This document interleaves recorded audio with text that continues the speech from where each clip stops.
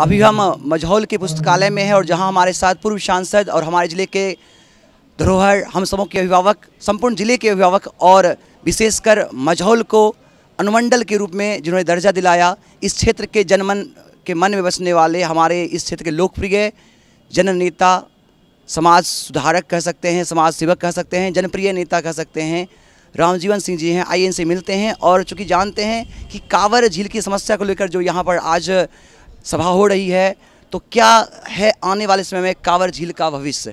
सर्वप्रथम सर, केवी स्टूडियो की ओर से मैं गौरव आपका स्वागत करता हूं और आपसे प्रतिक्रिया लेना चाहूँगा कि आज कांवर झील की समस्या के समाधान पर विचार विमर्श के लिए यहाँ हम सब इकट्ठे हुए हैं, तो कैसे देखते हैं सर आने वाले समय में कांवर झील पश्चिम बिहार के भविष्य को। देखिए, 1980 में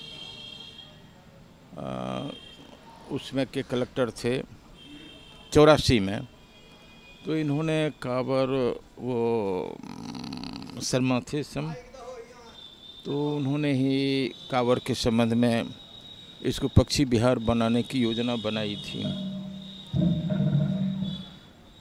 तब से इस पर कई बार चर्चा हुई इधर उधर, लेकिन कोई ठोस कार्रवाई नहीं हो सकी है।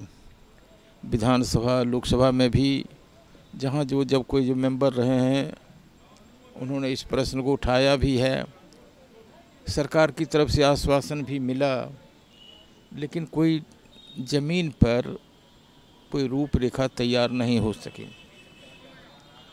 आज हमारे जो यहाँ के राज्यसभा के सांसद हैं, उन्होंने इस संबंध में आज इन्होंने लोकसभा में थोड़ी चर्चा की थी, लिहाजा उन्हीं के लिए किया जा रहा है। जहाँ तक कांवर का सवाल है, कांवर 1901 में जब सर्वे हुआ तो 15,000 हेक्टेयर में था। कालांतर में धीरे धीरे कई बार बाढ़ आई, वर्षा का पानी धीरे धीरे कांवर के एरिया सिकुड़ता हुआ चला गया, जो जल प्लावित एरिया था। अब आकर के मुश्किल से 2-2-2.5 हज़ार एकड़, उससे भी कम में, बल्कि 1-1.5 हज़ार एकड़ में पानी रह पाता है, बाकी संपूर्ण पानी निकल चुका है। ऐसे फर्स्ट 5 ईयर प्लान में बिहार सरकार ने कांवर से नहर निकाल के कांवर बगरस नहर पानी को ड्रेन आउट कर दिया था, लेकिन कालांतर में नहर का जो रूट था वो भी थोड़ा भरा और फिर कांवर में पानी, जैसे अभी संपूर्ण कांवर डूबा हुआ है। और लेकिन पानी वर्षा के ख़त्म होने के बाद नदी डाउन होगी तो कांवर का पानी निकल जाएगा करीब करीब। आज जहाँ कुछ ऑब्स्ट्रक्शन है उसको लोग साफ़ कर देंगे तो पानी निकल जाएगा। अब है कि कांवर में 2 चीज़ें चल रही हैं। कुछ लोगों का है कि कांवर को, एरिया को, इसका एक पर्यटक क्षेत्र बनाया जाए। कुछ का है कि नए किसान लोगों का नए कांवर में हमको कृषि यानी कृषि बिहार बनाया जाए। अब कुछ का है पक्षी बिहार है। हम लोगों ने बीच का एक रास्ता निकाला था कि 2-2.5 हज़ार एकड़ में पक्षी बिहार बना दिया जाए और रेस्ट को ज़मीन के लिए, जिसमें कि 2 फसल हो सके, इसके लिए परमानेंट सिंचाई की व्यवस्था कर दी जाए, नहर निकाल दी जाए, पानी लाने के बराज बना करके पानी लाने की व्यवस्था इसमें कर दी जाए, जिसमें गर्मा फसल भी हो सके। अभी तक इस दिशा में कोई ठोस कार्यक्रम नहीं हो सका है। योजनाएं बनती रहीं, ठोस कार्यक्रम बन नहीं सका है। अब है कि जो कांवर का सवाल है कि पानी निकाल के, क्योंकि कांवर के चारों तरफ 16 गांव बसे हुए हैं और उन लोगों की खेती का, चारागाह का, मवेशी का, सब कांवर से ही उनकी जीविका चलती है, पशु को खाना भी मिलता है और इसलिए सबों का इंटरेस्ट इसके साथ जुड़ा हुआ है। और सर मछुआरे भी, बहुत सारे मछुआरे परिवार भी इसी से जीते हैं। देखिए, ये बात सही है। जब कांवर हमेशा पानी से भरा रहता था तो उसमें हज़ारों नावें चलती थी, मछुआरे लोग इसमें मछली पीट करके अपना गुजारा करते थे। जब कांवर का पानी निकाल दिया गया या कालांतर में ड्रॉट पड़ने के कारण कांवर जब सूखने लग गया, तो वही मछुआरे लोग, बड़े बड़े किसानों के, जिसको कहते हैं एब्सेंटी लैंडलॉर्ड्स, कि जो अपने खेती नहीं कर पाते हैं, ज़मीन है बाहर में सर्विस कर रहे हैं या है नहीं कर पाते हैं, तो उनकी ज़मीन ठेका बटैया पर लेकर के मछुआरे लोग ही उसमें खेती करते हैं और काफ़ी उपज भी लेते हैं।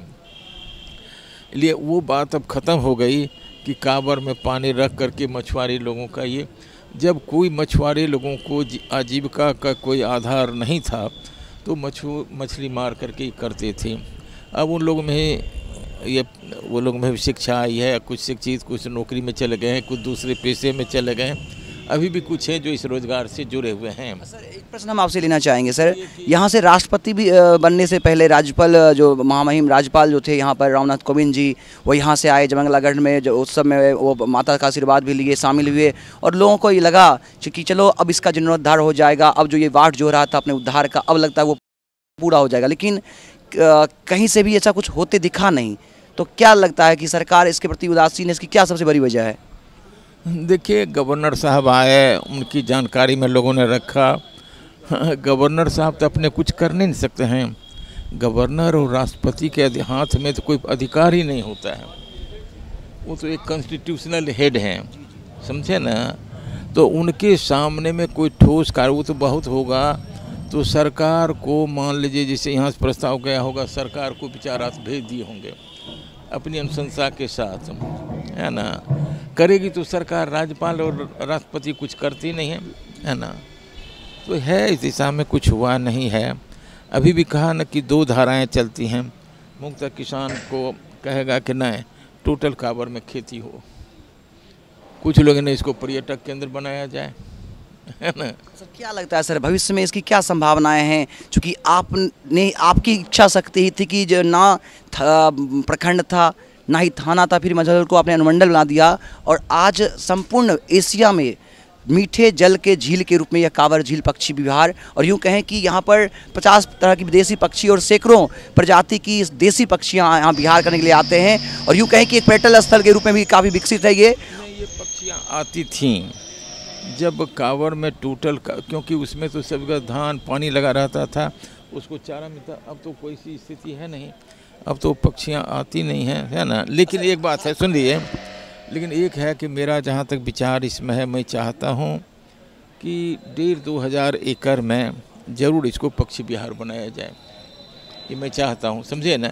जो डीपेस्ट लैंड है, जैसे महालय कोचालय है ये और कई से जो डीपेस्ट लैंड है, सबको जोड़ करके इसका एक एरिया बना दिया जाए जिसमें कि उसमें पक्षी विहार रहे। जो आज के ज़माने की जो मांग है, जो पर्यटक आएंगे तो बहुत लोगों को रोज़गार मिलेगा, बहुत दुकानें खुलेंगी, बहुत रिक्शा टमटम होटल खुलेगा, ये है कि नहीं। निश्चित रूप से आपने बहुत बीच का रास्ता निकाला कि हर दोनों की बातें होनी चाहिए। सर प्रशासन, चाहे जिला प्रशासन हो या राज्य सरकार से आप क्या अपील करना चाहेंगे? देखिए, मैं प्रशासन से कहूँगा कि प्रशासन में जो लोग हैं उनको सिर्फ विधि व्यवस्था के साथ विकास के मामले को भी प्राथमिकता देनी चाहिए।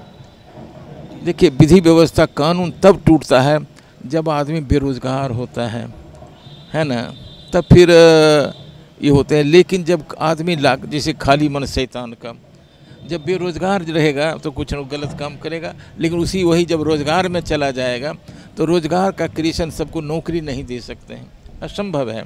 और जब से मैकेनाइजेशन शुरू हुआ तब से नौकरी की संभावना बहुत घट गई, मैनुअल के।